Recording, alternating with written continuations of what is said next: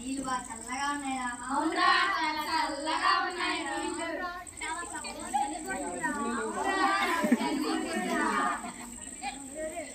అరే తడి బట్టల మీద చాలా చలి పుడుతుందిరా. ఆశ్రమానికి వెళ్ళి బట్టలు మార్చుకుందాం పదండి.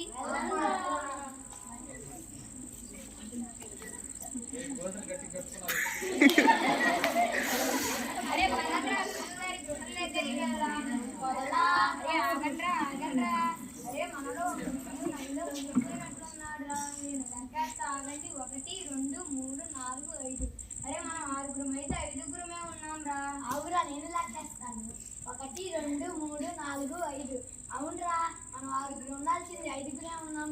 మనలో ఒకడు శిశుడు నదిలో మునిగిపోయారా. అయ్యో ఎలాగా? గురుగారు మాలో ఒక శిశుడు నదిలో మునిగిపోయాడు గురుగారు. మేము 6గురం అయితే 5గురమే ఉన్నాం గురుగారు. నేను లెక్కేస్తా. 1 2 3 4 5 6 ఉన్నారు కదా. నేను లెక్కేస్తా ఆగండి గురుగారు. 1 2 3 4 5గురమే ఉన్నాం గురుగారు. అవును గురుగారు, లెక్కేస్తా ఆగండి. 1 2 3 4 5 6గురం సరిపోయాం గురుగారు. మన పక్కన నుంచి పెట్టేసి మనం వెళ్తాం పదండి.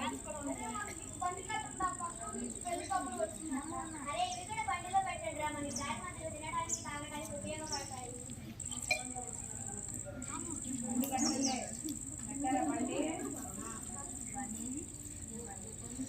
కూర్చోండి గురుగారు.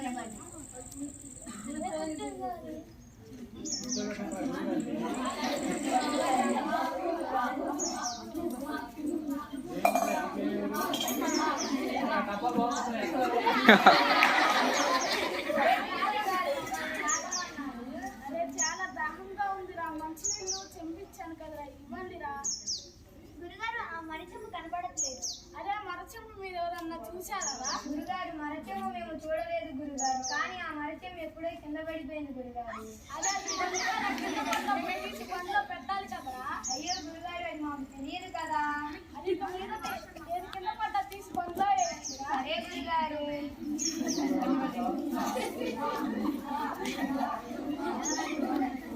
అరే ఆగండ్రా ఆగండ్రా. అరే మన గురుగారు చెప్పారు కదరా, ఏ వస్తువు అయినా కింద పడితే తీసి బండ్లో వేయమని. మన ఆవు పేర వేసి తీసి